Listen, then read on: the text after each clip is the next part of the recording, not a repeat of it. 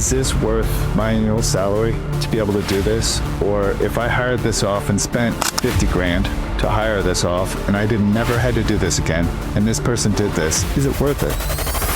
Hey, it's Brad here. And before we get into the show, I want to tell you about today's sponsor, Next Insurance. You know, a lot of us contractors spend so much time keeping the jobs moving that we push off the boring stuff to the back burner, and insurance is usually at the top of that list until the day you really wish you had it. A customer slips on a job site, a tool breaks right in the middle of critical work, a supplier screws up again and leaves you holding the bill. You can lose thousands overnight.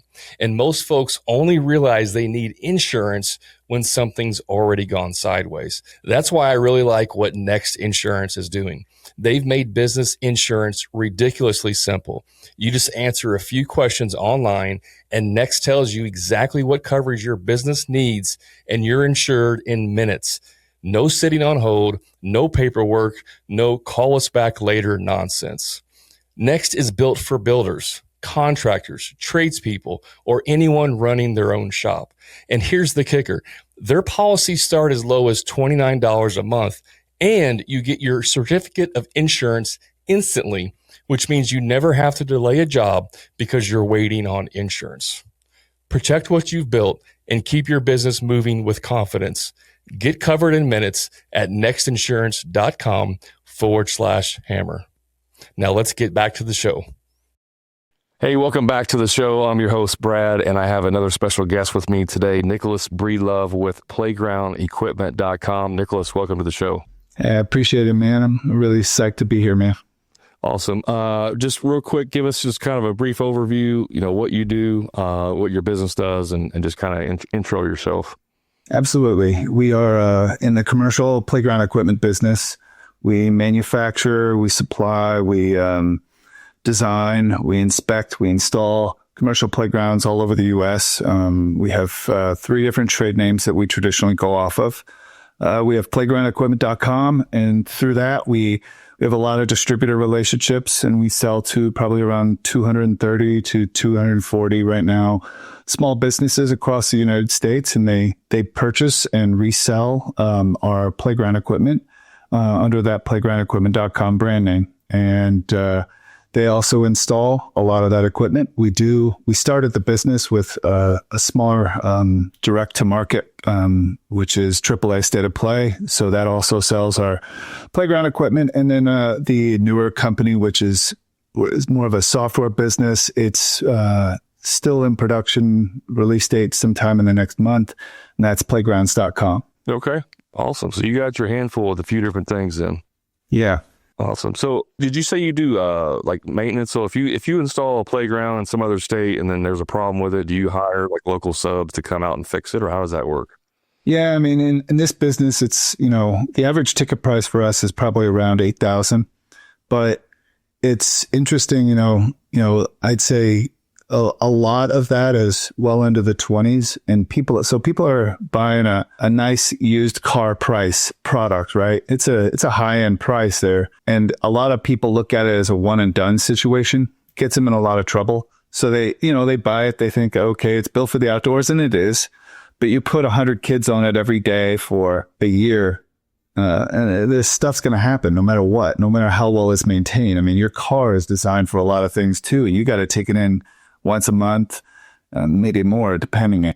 But, so yeah, I mean, as far as contracting out, we've got people, we've got a network. When I first started, I was doing a lot of the installations myself. I would have a computer in one arm, and I would have an auger in the other, and I would try and figure out SEO work in the morning. And then, by the time we were ready to dig holes, I'd be out there plumbing posts and figuring out how to put this stuff together. But fortunately, a kid with no construction background can figure it out.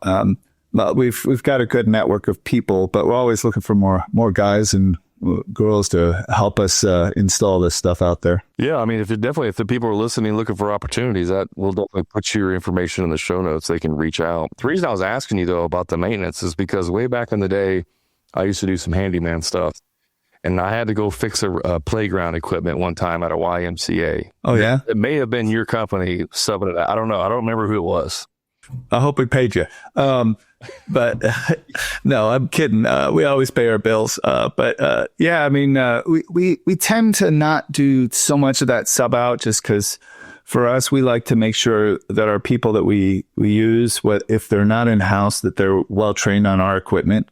Otherwise, it's just one of those things where we do want our installations or our job callbacks to be a one and done. We don't want to have to keep going back. It's not profitable for anybody to keep going, no doubt, unless it's a new contract for, upgrade or something, vandalism unfortunately happened or something like that. But, there are cases where we've had to reach out to contractors and, do those worst case scenarios. It's a lot easier when it's just surfacing or timbers or landscape and effects, drainage, stuff like that. Those are problems that are a lot easier to outsource. Commercial playground, I'm not going to pretend it's like super simple, but it is not the most difficult thing out there. It is a lot of nuts and bolts and specialty hardware that you can find at most Lowe's and Home Depots of the world. Gotcha. Yeah, I don't remember what it was. It may have been a site survey for some. I honestly have no idea. I just remember it was for a YMCA playground. That's cool.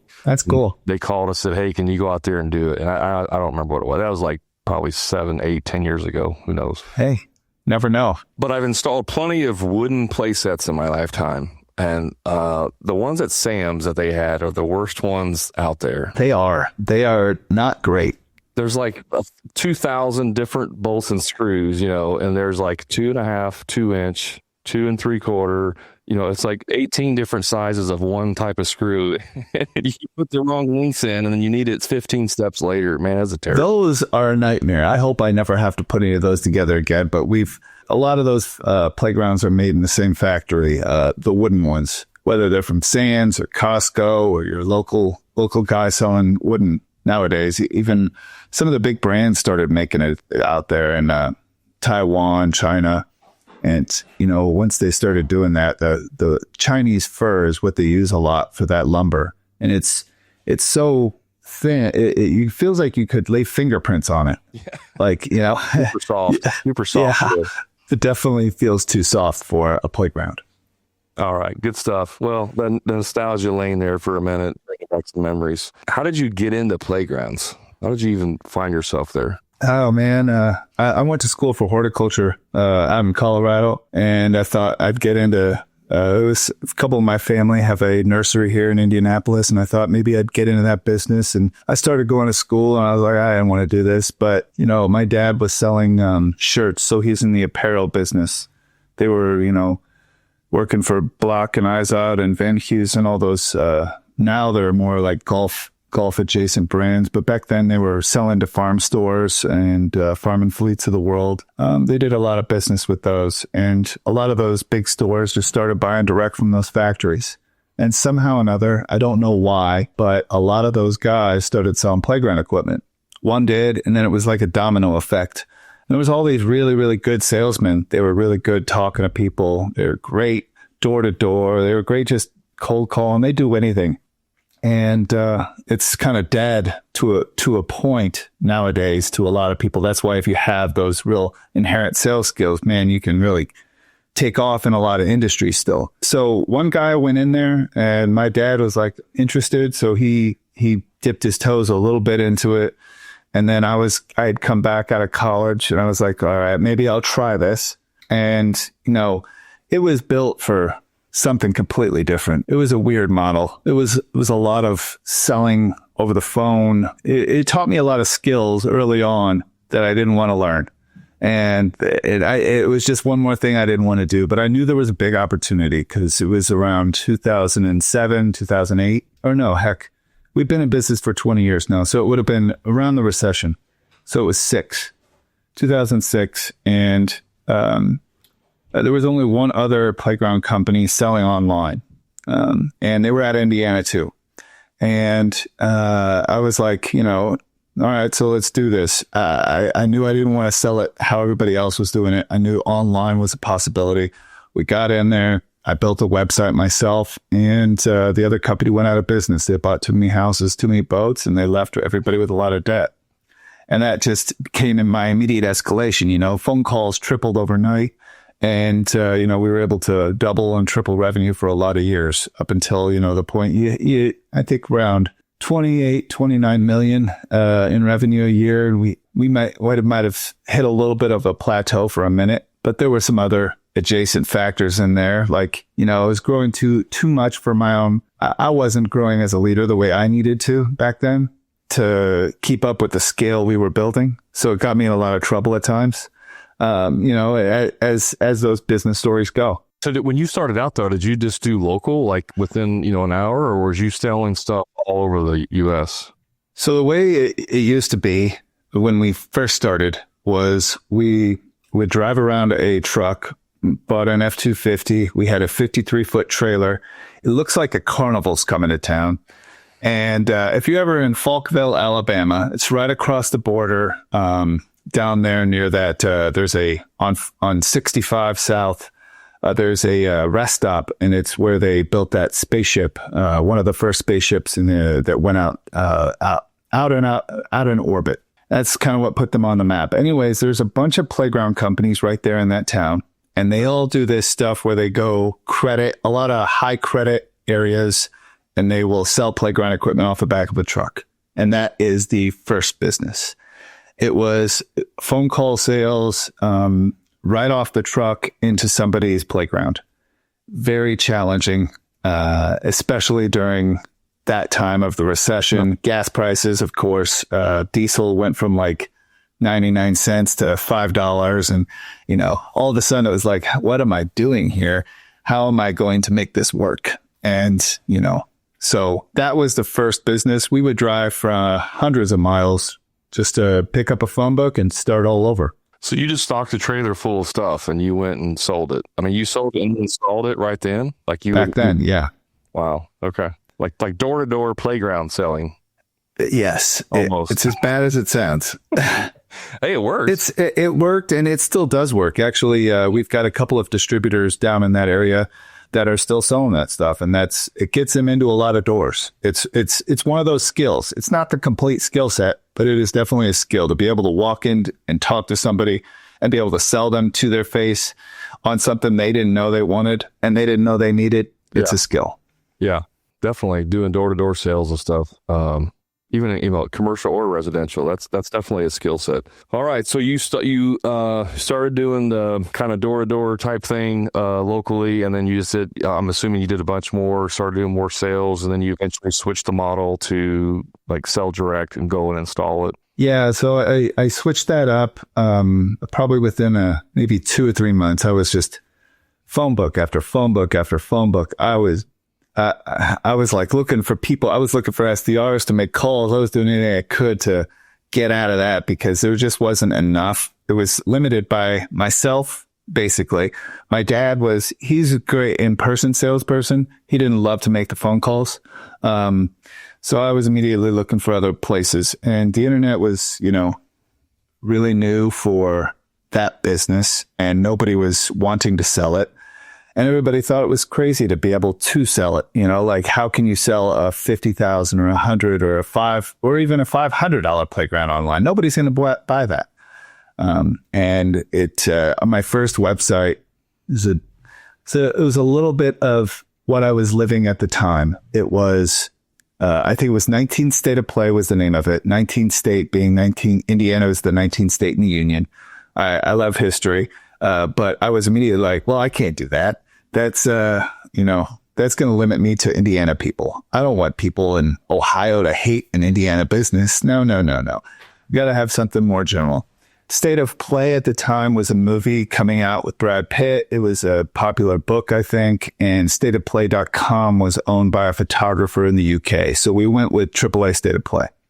Had a nice ring to it and took off. I was getting calls immediately. One of the first calls I got was a lady in San Francisco. She wanted a geodome climber from some manufacturer out in Missouri. So we immediately started drop shipping from about 20 different factories overnight. But within a month or two, that other distributor I said that went out of business, he started burning everybody, and everybody changed their credit terms really quick. So that it affected me over the next, 12 months, just because, you can only do so much with limited dollars. It's about moving money. And our average sales cycle back then was probably a lot less than it is now. Right now, it's probably 90 days. Back then, it was probably more like 35 to 40, but then you have another 30 to 40 of bill cycle. So maybe less, but even then it still limited my ability to be able to sell. Gotcha. So initially you were reselling other people's equipment. You weren't building none of that stuff. You were just reselling. Did you install them then, or were you just selling them online? So, initially we were doing the door to door, we were installing, and then we were doing online. And within, I'd say immediately we were out on the road. We'd sell a structure in Minnesota and we'd schedule the install and we'd go do it. And I'd go out there with one or two guys and we'd drive to Minnesota, and a day later we'd drive to Phoenix, and a day later we'd drive to Florida, and a day later we'd drive to wherever, and hundreds of thousands of miles later that year, I did that for maybe 2 years. That was about 2 years of my life. And I could not keep that lifestyle up. That's a lot of travel, and nowadays, with the amount of jobs there are, our installers aren't traveling quite that bad, but some of them still do. But they like it. For myself, I don't love the road life that much. I like regional home life. Yeah. Yeah. You couldn't pay me enough to do that, to live on the road. Okay. All right. So I wanted to kind of get a background building this up. You were building your company as this is going on over the years. You're getting, had the website, you started selling online, you're doing installs as well. And then at some point you really kind of scaled it up, right? Yeah. So we started out in an extra bedroom in my parents' house in regards to the website stuff. Immediately hired one of my uncles. He had lost his job right before the recession because they saw it coming and they fired all of their advertising crew. So he actually just retired from us last year. He'd been with us for 19 years.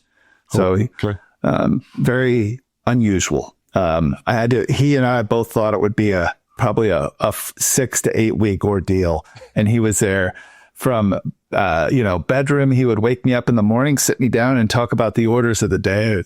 Terrible times in my life, but I remember there was so much fun back then, And then we built out an office downstairs, and that was also its own interesting dialogue, hiring people off of Craigslist and everything else back then, and they would come to a house to interview in a basement. Sounded like a scene out of Criminal Minds, And a few of those people are still at the business, 16, 17 years later. And they still tell that story of, their friend sitting in the car waiting because they were interviewing at a playground company in a basement. Come in and save them real quick. I know. So, we've got a lot of stories like that. And then we bought some property in Greenfield, built a warehouse, kept scaling, just scaling. I'd had a couple of meetings with some overseas manufacturers, and I knew there was a lot of opportunity to be my own brand.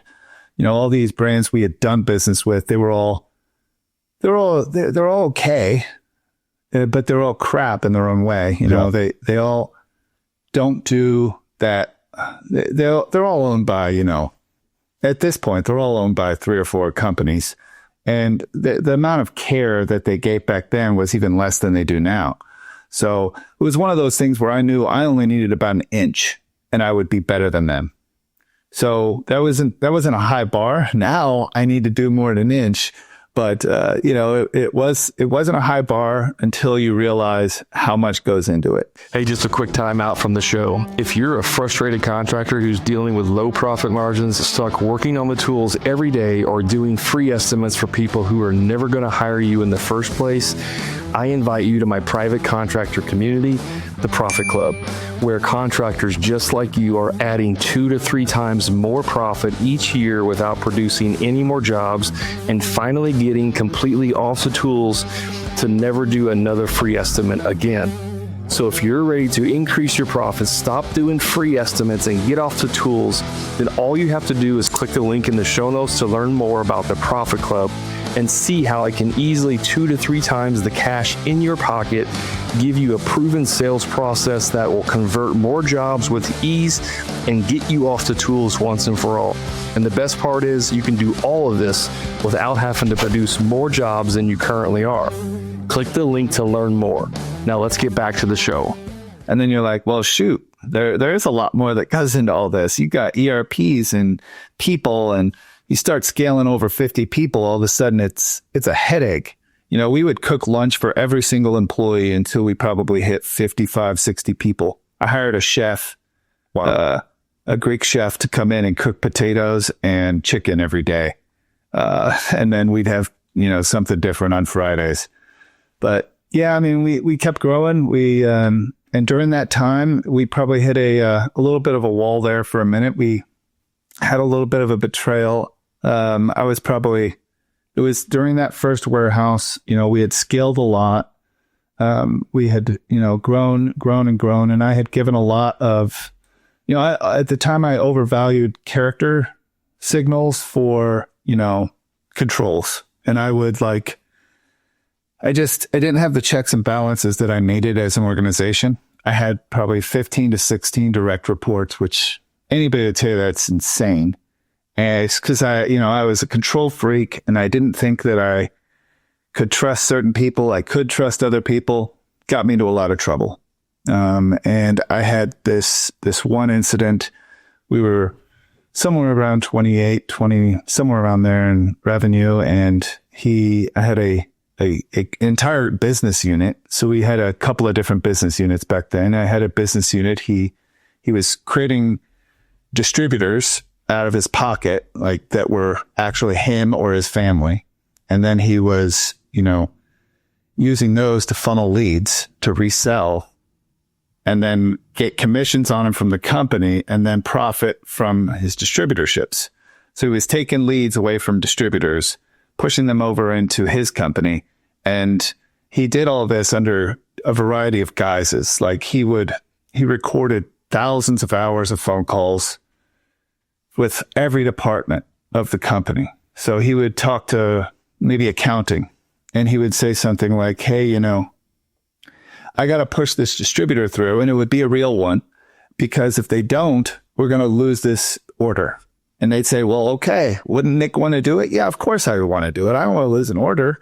Yeah. And then a week later, he would do that for one of his companies. So he had, the claim in his head, and, during all these proceedings for the next 3 years after he was caught, until we finally, settled all of it, that, he was like building a statement of defense the entire time with anybody.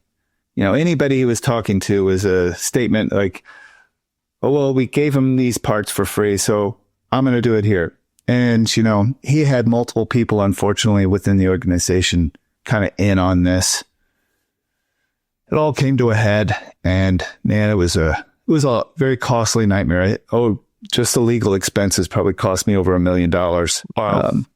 It was just, I'd never had to keep on file or record recordings. I had no idea I was being recorded, right? And all of my other staff was being recorded. It kind of gave me this weird thing for a while. I was like, somebody would put a phone on a desk, and I'm like, what am I being set up for? What are you going to try and have me do here? Meanwhile, we're a playground company, I felt like it was so ridiculous. So, okay. So you said he set up his own distributor. I mean, was he drop shipping from the same people that you were buying from, or how was he selling? Well, so we were a manufacturer at this point. Okay. So he was creating, so it would be as though he created a distributorship out of his wife's name, for example, or his brother's name, but he didn't even use his brother's name. He used John Doe. Yeah. And then he was actually the business owner of that unit in, let's say, another state, Pennsylvania. Right. So then instead of giving those leads to the distributor in Pennsylvania, which that's what we do, we give all of our leads out to distributors, he would take all those for himself, resell that product, make the commission internally at MVB, and then also he would make the end profit at that other company. Yeah. And his argument there was then that since finance allowed him to do it for this distributor over here. Why not over here? Yeah. Very, very schemy. Very schemy. Yeah. Took a lot more to think about it and execute it if he had just applied himself to the business focused. Yeah. Like he could have made a lot more money.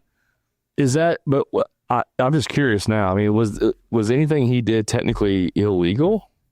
Yes. When you're physically recording people in certain states, like Illinois, California, et cetera, and we had people in those states, absolutely. When he is intentionally, writing down names of distributors that are false and then wire fraud on that, there's all sorts of. I got you. And then he, at the end of it, there was different things that was, he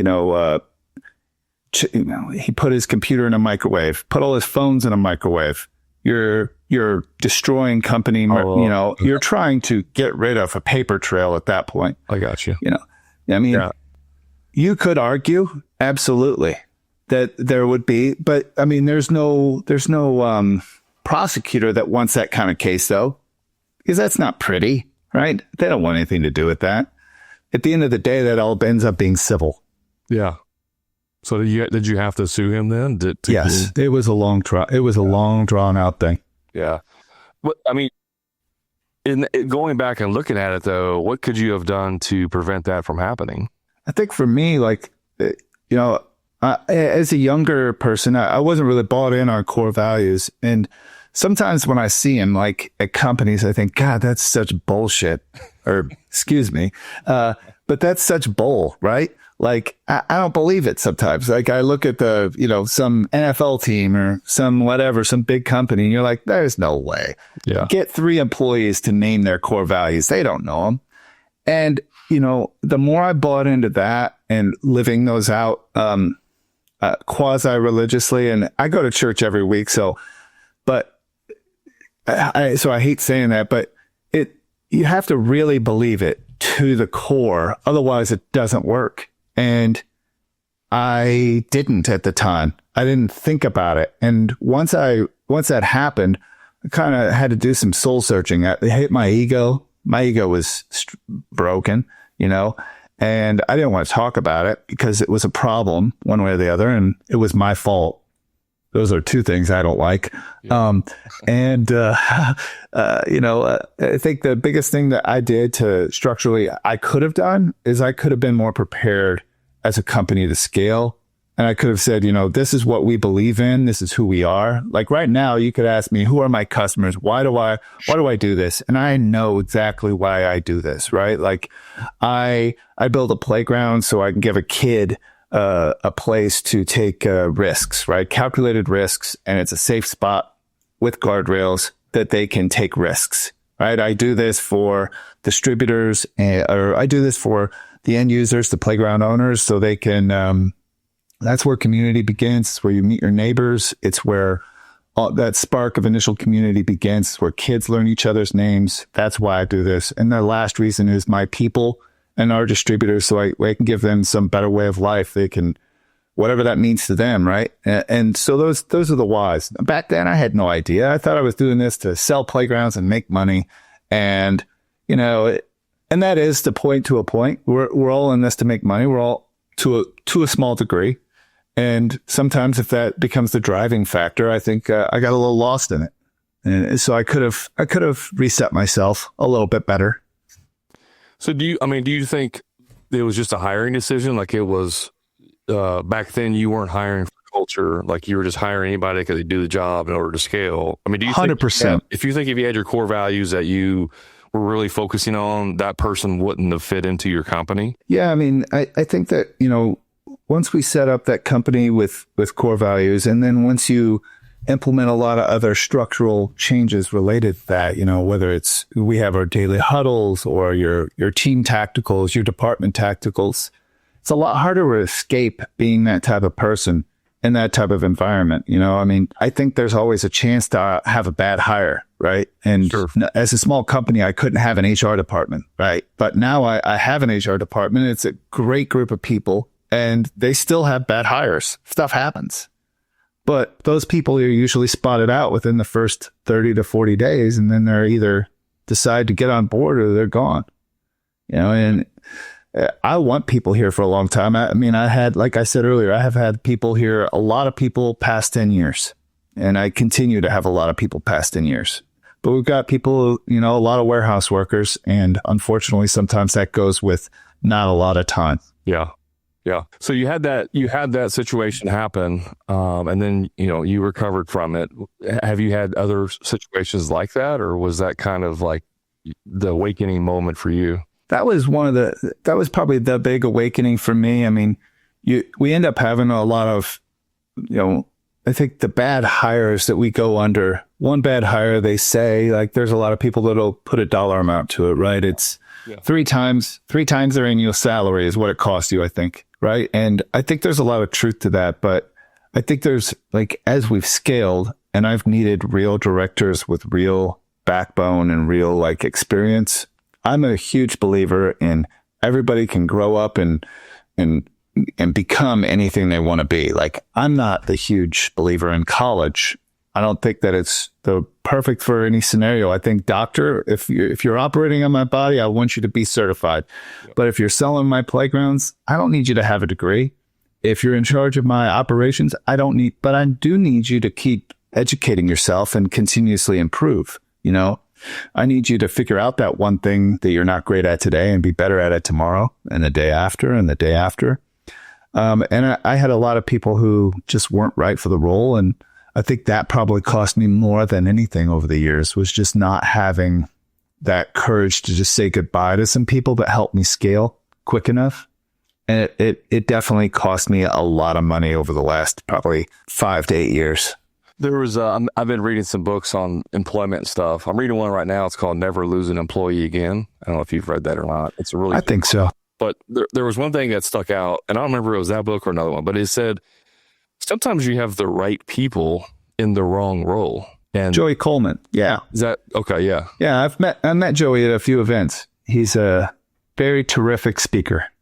What book was that though? Was that Never Lose an Employee Again? Okay. I'm in the middle of it. So it's some of that gets kind of convoluted. Yeah. Sometimes you have the right people in the wrong role or the wrong people in the right role. There's a lot of these combinations. And I'm assuming you had to go through and kind of figure that part out. Yeah.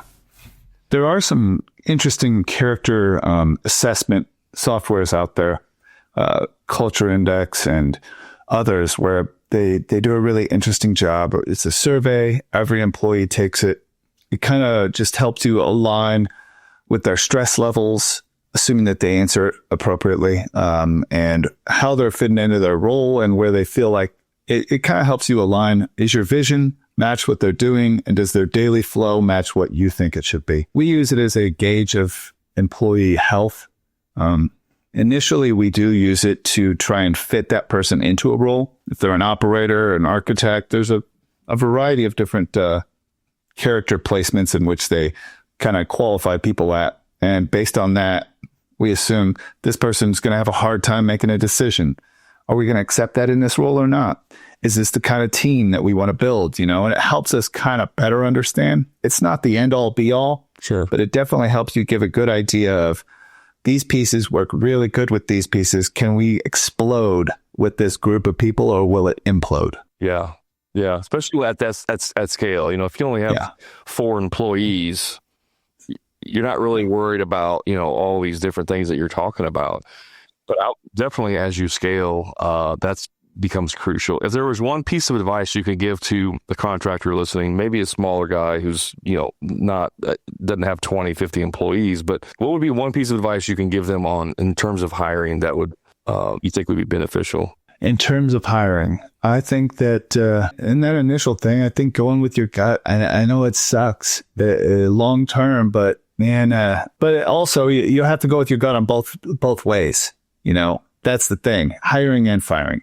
And if you're not willing to do that, then, you need to try and find somebody else to do both, because you've got to be able to fire. Yeah. And that's where a lot of guys get in trouble. And that's where I got in trouble in the beginning was you hire your friends, your family, people closest to you. And it's hard to fire those people because that ruins Christmas. I wasn't invited to Christmas for like 7 years. So, Yeah. I mean, but that's just a choice I made, but they were bad employees. I couldn't have them around anymore. Now, did they want to take responsibility? No. But my responsibility is to the others and myself, not just to them. So I think that's my biggest thing is, before you hire anybody, think over it again. There's somebody else out there with that skill set that can do it. Somebody else. There's you can go super deep into that. A lot of contractors and service people are like, no one can do it as good as me. I'm like, that's bull crap. There's hundreds and thousands of people that could probably do it better than you, right? Yeah. Like, you're not the only one that can do that. And so you have that mentality. But I think a lot of guys, especially starting out and young in their business, it's like, I need a installer, I need a salesman, and somebody applies like, oh, good. And so it's like, you're filling positions that you need instead of actually looking for, like you're saying, that culture fit. How does this impact the business long term? And so the gut feeling, sometimes you have a gut feeling about, man, maybe this person may not work out, but I need to fill this installation position, and they're willing to fill it. Like, I'll just look past that gut to fill that position. Yeah. One way that I looked at it earlier on was, so Dan Martell, he's an author. He wrote, I think it's Buying Back Your Time. Buy back your time. And, yeah. And he's got that interesting philosophy, if you can hire it out, and, I think it's a good exercise to do, if nothing else, is looking at what you do on a daily basis and say, is this worth my annual salary to be able to do this? Or if I hired this off and spent $50,000 to hire this off, and I never had to do this again, and this person did this, is it worth it?